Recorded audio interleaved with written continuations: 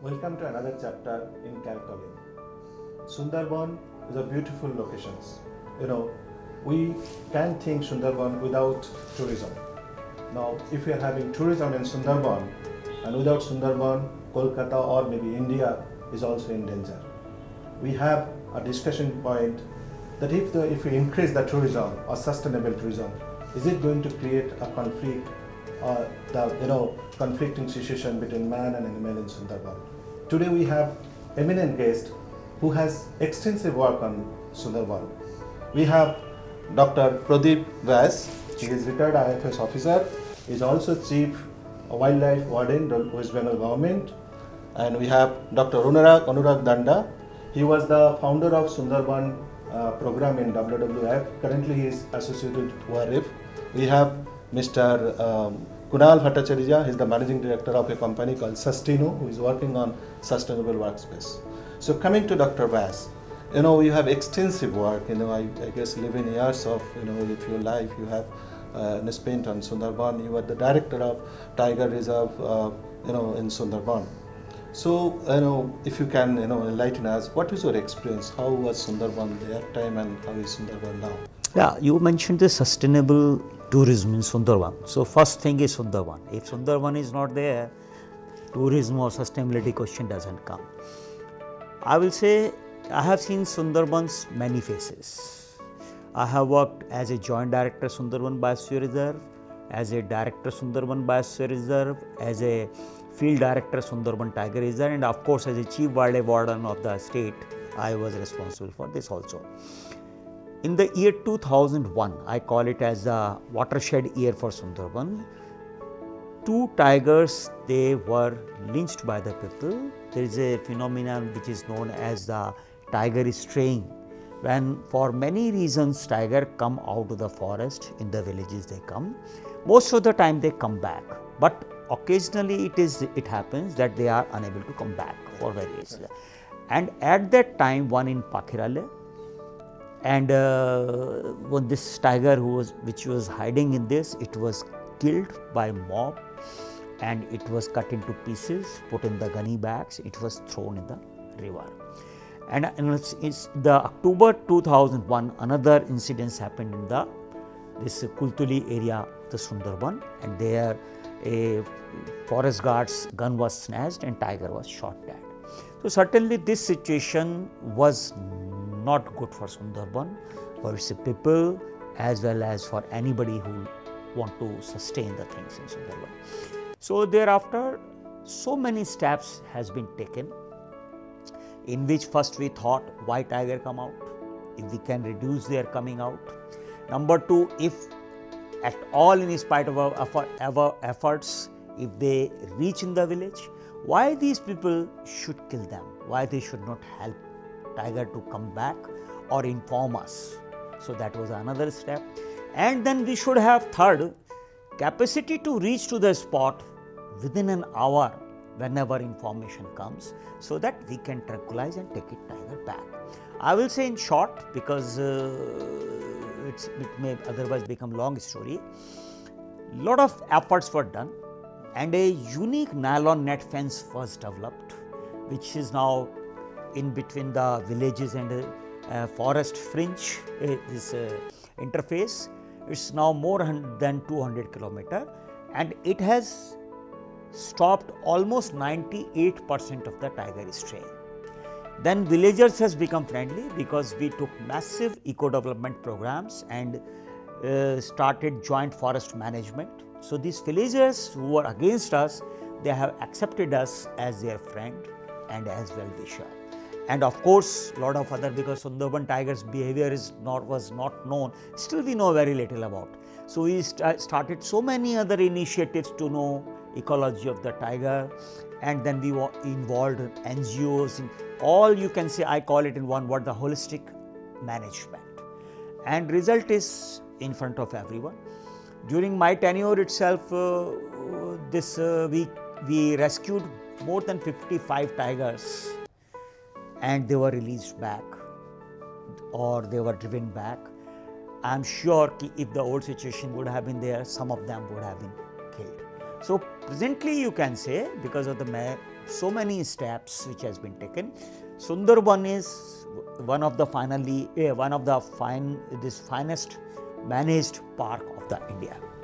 Yeah. Okay, Dr. Bass, as Yeah. you correctly, you have brought and very, important term is that, development.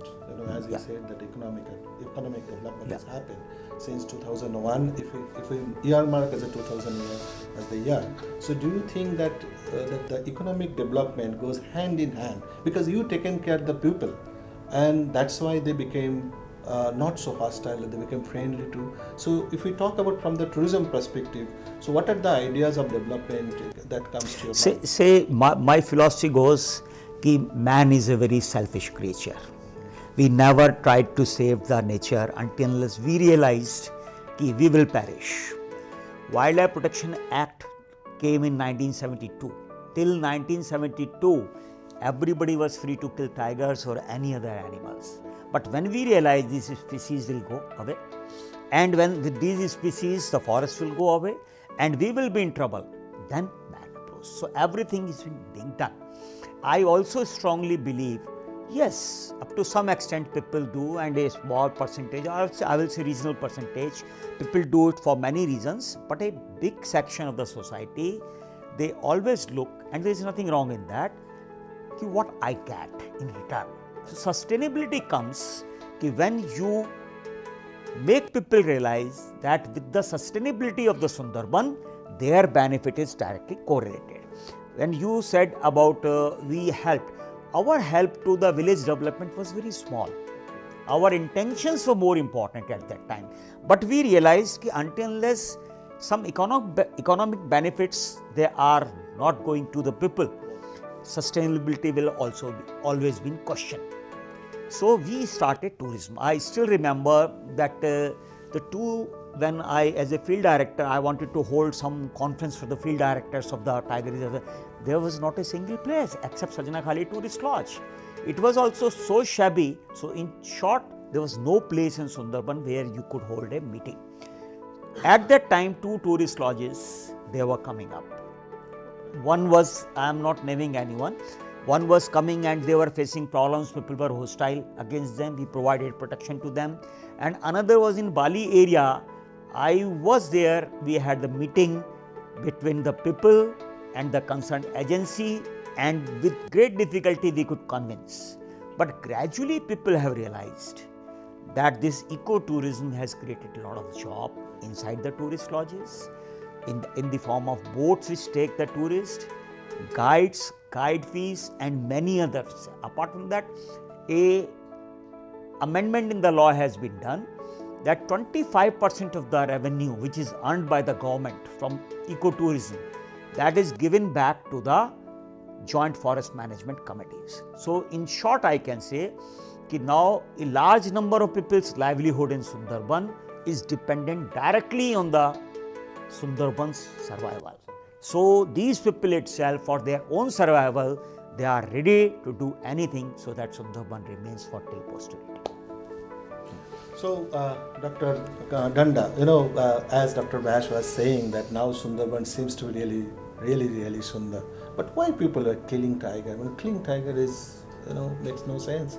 Means in 2001 people were killing tiger. So what was the reason in your opinion people are killing tiger? 2 tigers were killed, and what was the reason in your opinion? I mean, killing tigers has been happening in the Sundarbans historically. Means, yeah. So when you look at, you take an historical perspective, you see that until the 1770s and the 1790s, it was all forested. Right. The East India Company then started leasing out the area for farming and settlement. And that was the first time that humans came in conflict with wildlife of Sundarban. Right. And this persisted until the clearing operations ceased sometime in 1943. Right. So till such time it went on and on. Now, post-independence, when we became an independent nation, as Dr. Vyas said, in 1972 we had the Wildlife Protection Act. In fact, all of our environment-related acts are from around that time. people were free to do pretty much what they wanted till the act came, because nothing was illegal. It became illegal when you had the act. Yeah. And therefore, there was now a conflict between the department which was meant to enforce the law Right. and the people who had a free hand all these days. So people are happy before the law? I mean, I would not say happy or unhappy. They were accustomed to a certain way of doing things. Right. Here comes Dr. Vyas and his team. He said, "नहीं नहीं ये तो नहीं कर सकते, वहाँ नहीं जा सकते. You cannot take this." Right. You know, so that pitted the people and the department Okay. against each other. Right. Okay. So when I am pitted against the state, Mhm. the department is of course a Right. state actor. So when I am pitted against the state, I have various ways of responding to the situation. Right. Right. Killing tigers is one of those. You don't eat tigers. But yeah, I was coming to Right. that. You don't eat tigers. You don't eat tigers. What The is the way you economic would eat- incentive for the way killing you would tigers? eat deer or boar. But because the tiger was an iconic animal, yeah, even because the tiger was an iconic animal, I could show my ability to the state. You know, so it is a way the subalterns speak to the state. Or to say that we are here to know our identity? Yes. Okay. So it is much later that trade in tiger body parts also started feeding into this process. Right. So you had something to say. Yeah, I was mentioning that in this case, I feel this was a deep-rooted animosity. Reason is that the fishing community, who is also involved in honey collection, for them this is a very important livelihood issue for them. And when the laws of Wildlife Protection Act 1972 came, we said that this is a core area, you cannot go, this is a wildlife sanctuary, you cannot go. So certain, when the people used to go every year, thousand peoples, forest people, they used to catch them, find them and send them out. So there was a conflict situation. Conflict is man to man. Man to man, man to Not man, man to animal. man to man, right? And when occasionally tiger went inside the village for the straying, means Sundarban is the unique forest in the India, I will say, where no cattle go inside, right? Whereas you go to Corbett or Ranthambore or another. So a weak tiger, old tiger or tiger without tooth or a sick tiger, they don't have easy prey. So in case of Sundarban, this type of tigers, they don't have any option. When they see ki just across the river, there are large number of tempted goats, buffaloes, cows, they are there.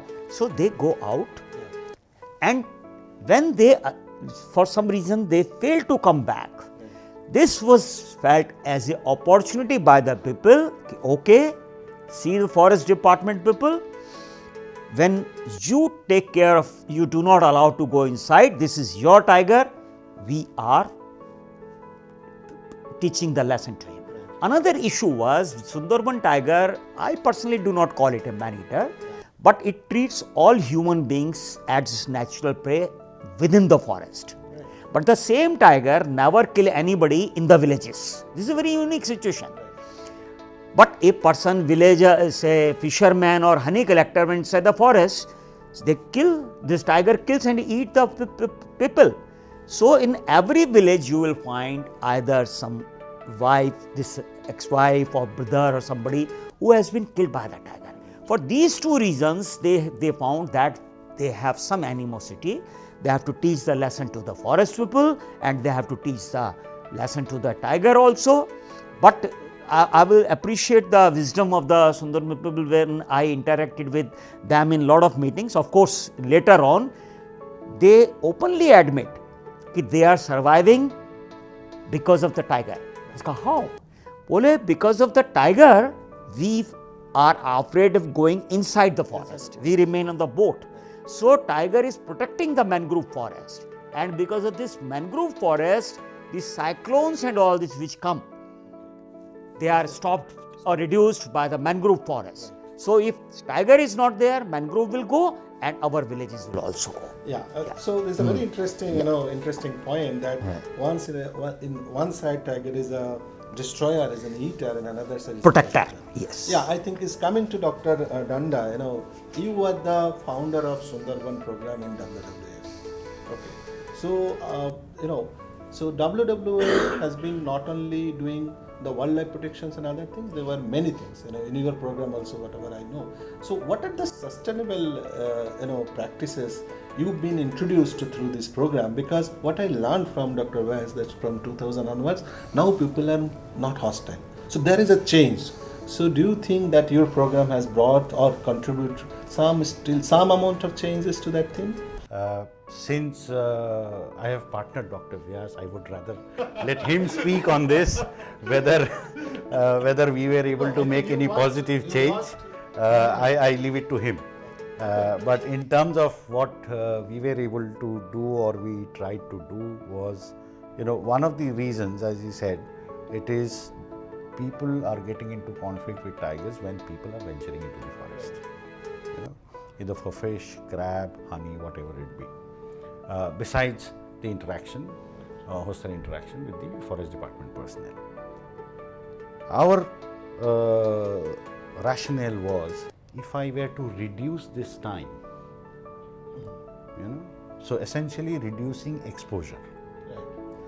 If you are a villager, and if I make you busy in the village itself, you have less time to venture into the forest.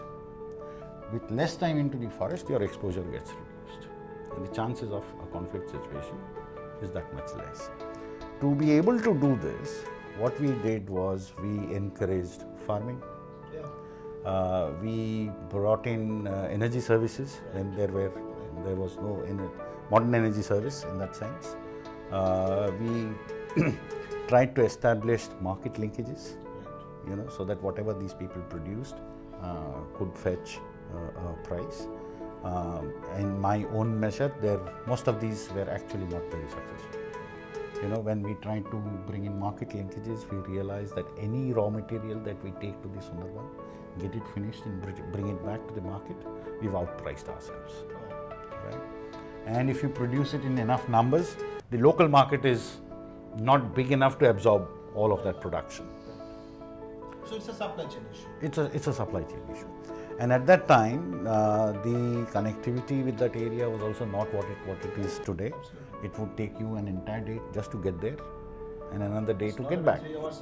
Yeah, so it's now down to 3.5 hours at the max. So that situation has changed. So probably linkages would be better established now.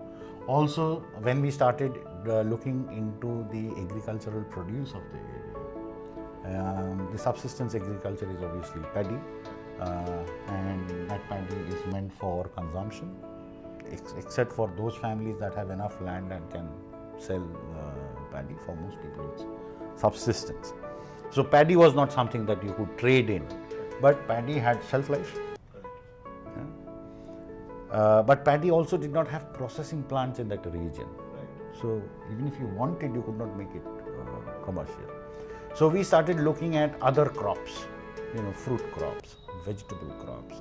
And then we realized that yes, you could produce all of that, but at the same time, if you did not have cold chain, you had perishability as a problem. So, until you address that, and this was also the time when you did not have energy services, as I said. So that was again a problem area that we faced, and I did not get around to addressing that. But what we got around to addressing was bringing power, solar power. Our first initiative was in fact fairly large. It was a full-fledged solar power station. And the way we built the institution around the solar power station, it's now 10 years, it still works, and it is the villagers who manage it.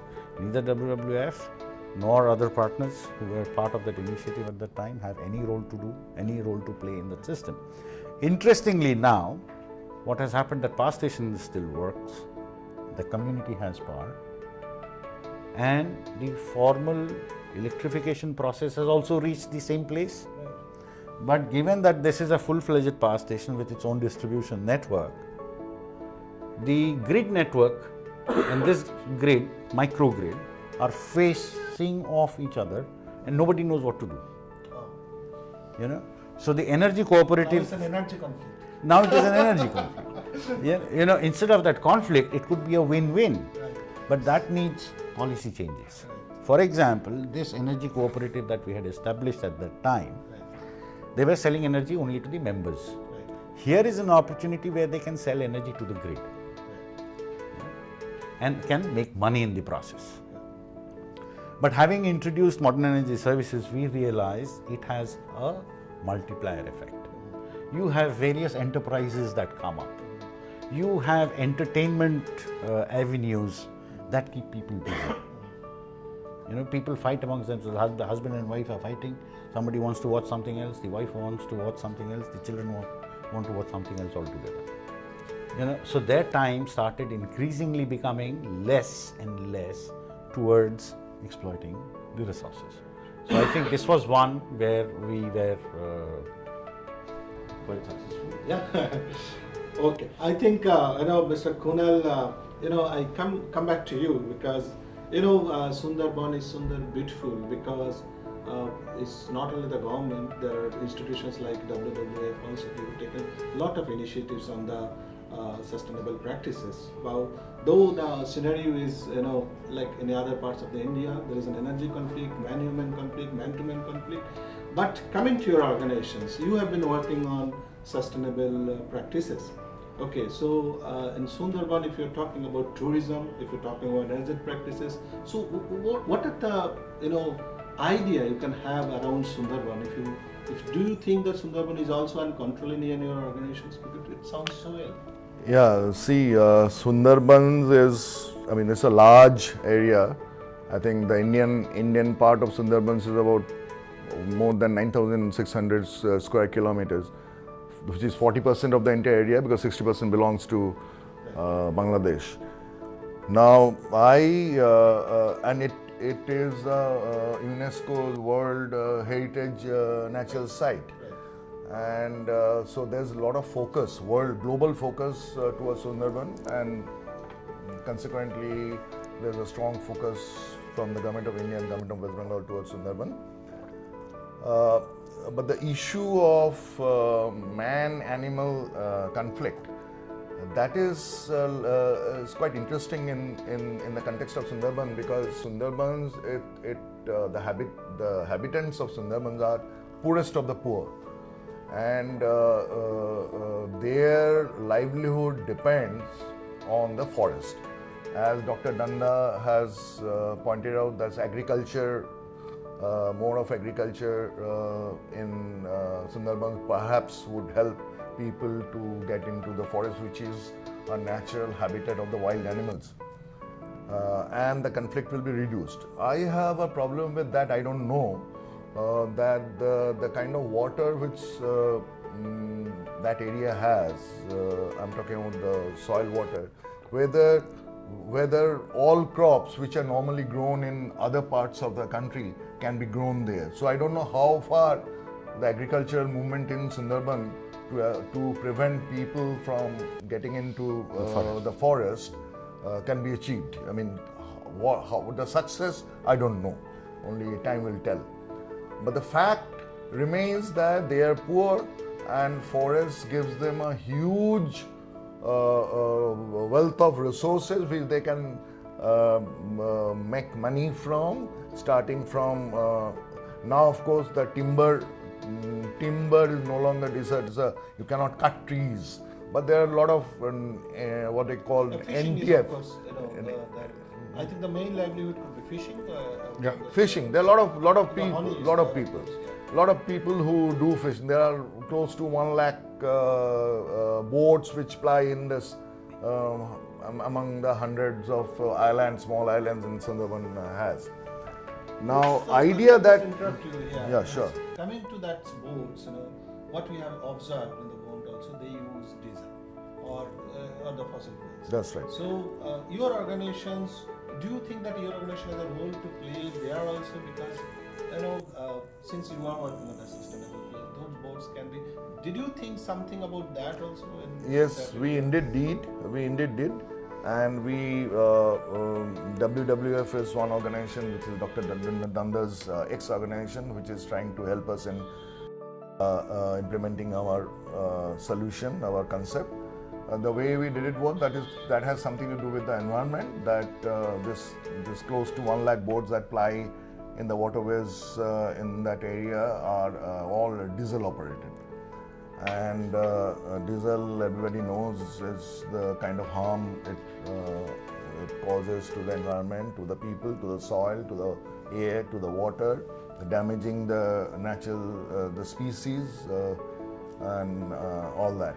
So there we have proposed to WWF to bring in solar intervention on boats. Now, perhaps you cannot replace all the diesel-powered boats with electric motors. That would have been the ideal situation. Would have been electric motors powered by solar energy. But that may not be possible because of the cost, A, and B is the fact that these people, the boat owners, boat operators, they're so used to operate their boats in a certain way, which is through diesel engine.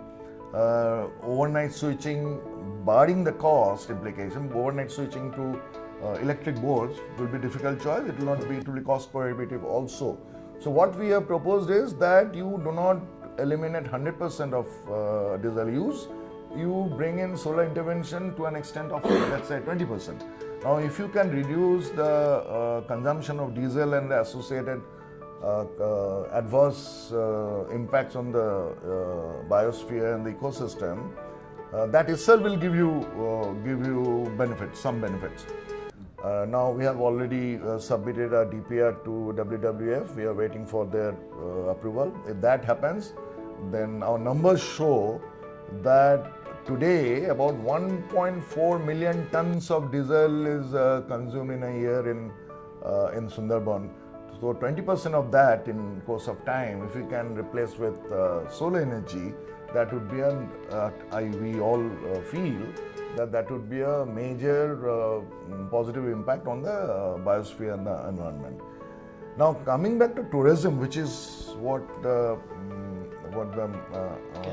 main central theme of this discussion. Now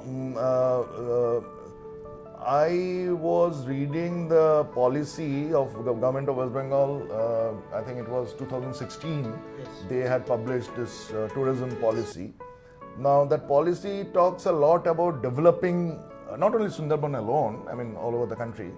Now they talk about developing new tourist spots and developing infrastructure to attract more tourists and stuff like that. Now Sundarban will have to have a different perspective. I mean the policy that otherwise applies to the entire country, all other places where tourists are likely to go and all that, will have to have some special focus on Sundarban. Secondly, that our definition of tourism is little different from the conventional way tourism is defined, because tourism today is defined as, let's say, either destination tourism or like now it's... No, Dr. Vyas was saying that ecotourism, right? Ecotourism. Yeah. Ecotourism is this thing. What we are saying is that tourism should be now what tourism. Kargil, I was reading in the newspaper that from 300 number of tourists per year, now it has grown more than 1 lakh of tourists who visit Kargil. So that, let's call it war tourism, battle tourism, whatever. Now in case of Sundarban, the way we look at tourism for Sundarban is that we would not call it ecotourism, that's a cliche. We will not call it destination tourism, that is all over the world. We will call it, I don't yet have a term to explain what the concept is, but the concept is that you as a tourist go to Sundarban not to see the place alone. You live the life of a local guy.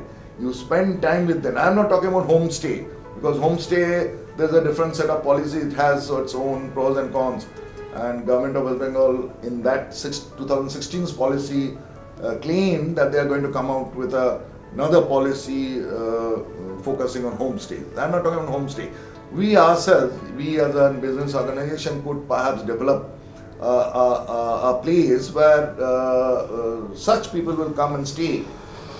But they are going to live a life of a local guy as he or she lives his or her life in a day. That is what we are trying to promote. There's a subtle difference, but there's a lot of difference. So the theme is that inclusiveness. Yes, yes. And ecotourism, as Dr. Vash was saying, that there's an economic incentive for the local people, Right. that they earn money through tourism and all that. But our kind of tourism will definitely address that. It has to have that, because otherwise it is not going to be sustainable. But there perhaps will be more opportunities to earn by just sharing their lives with the tourists who come from other side. So we are almost in the middle of the discussions, and just to viewers, just to let you know that we are also in Facebook Live, and we have coming to the central idea that the tourism, how it's going to impact the Sundarban, because we have discussed that how Sundarban is Sundar, so many things, man-to-man conflict and conflict are resolved. So after the break, we want to take a break now for 2-3 minutes, and after the break, we are coming with the central theme that how tourism is going to impact this Sundarban and whether it can be a sustainable tourism or not.